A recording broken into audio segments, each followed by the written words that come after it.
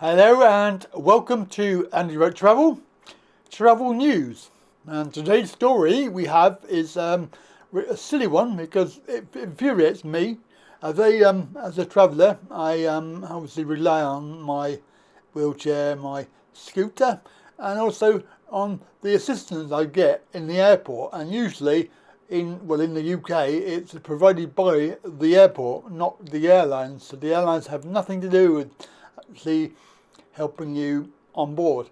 Obviously, once you're on board, then they are responsible for helping you, although that is a contentious issue because they changed the guidelines recently, well, a few years ago, and airline staff are not prepared. If you have any needs, they're not prepared to help you. And then when I went with my first wife a long time ago, well, 20 odd years ago, we went to Australia, and she obviously got help from staff. Things like going to the toilet, helping with food and things like this, because I was obviously having trouble myself.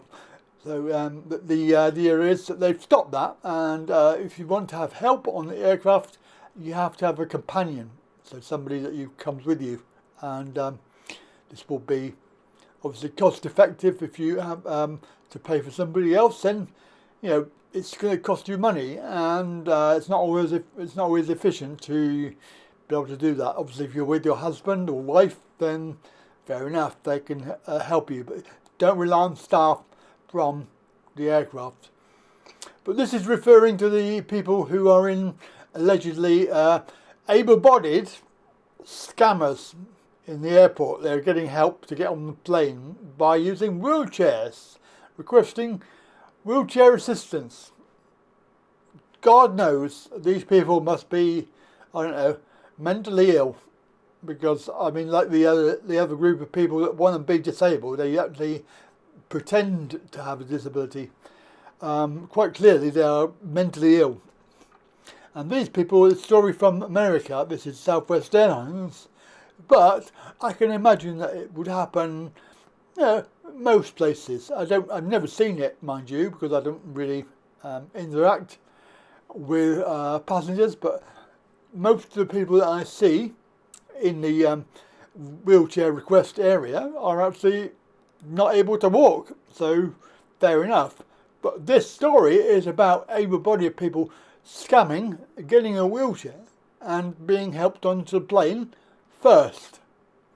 Let me assure you, as a disabled person who gets on the plane first, there is no advantage to getting on first, because once you're on, if you're in the aisle seat, you still have to move to let people in to your row.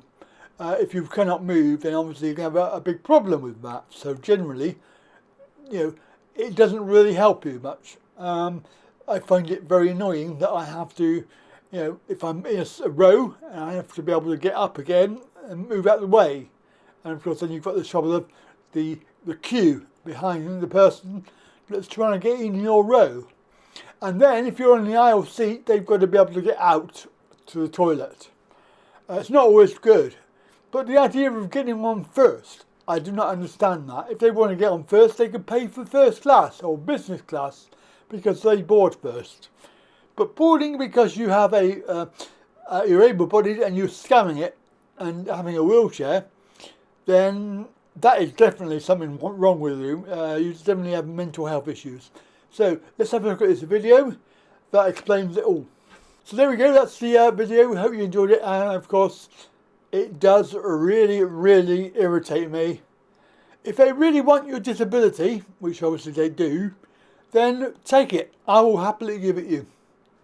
Yeah, I don't say that I would do it because I am me and I'm happy with the way I am.